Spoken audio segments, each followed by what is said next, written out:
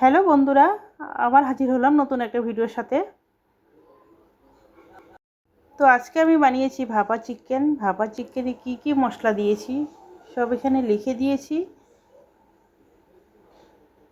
তো অবশ্যই দেখে নিও।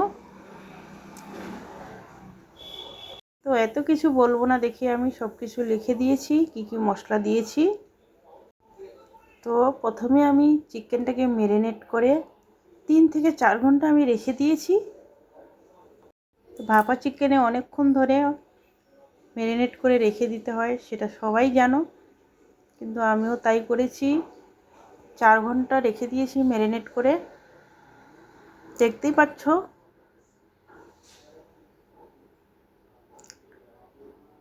তো কয়েকটা কাঁচা লঙ্কা দিয়ে, তো টিফিন বাটি এবার এত বড় নাই, টিফিন বাটি রয়েছে ছোট, তাই আমি একটা গামলার মধ্যে দিয়ে দিয়েছি। এর মধ্যে ঢাকনা দিয়ে চারদিকে আটা দিয়ে বন্ধ করে দেব, যেন হাওয়াটা না বের হয়। এইবারে বসিয়ে দিয়েছি গরম জল কড়াইয়ের মধ্যে দিয়ে, তার মধ্যে একটা পাথর চাপা দিয়েছি, মশলা বাটা পাথর চাপা দিয়ে ঢেকে দিয়েছি। 45 মিনিট পর আমি বের করে নেব সেদ্ধ হয়েছে কি না। তো 45 মিনিট পর ফাইনালি নামিয়ে নিলাম। দেখতেই পাচ্ছ সেদ্ধ হয়ে গেছে মাংস।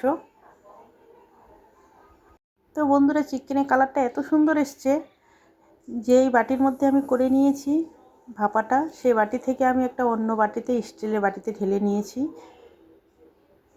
তো খেতে খুবই টেস্টি হয়েছে বন্ধুরা। আমি খাওয়া দাওয়ার পরেই ভিডিওটা এডিট করেছি। বন্ধুরা, তোমরা অবশ্যই ট্রাই করে দেখো এইভাবে, আর ভিডিওটা ভালো লাগলে অবশ্যই একটা লাইক করে দিও।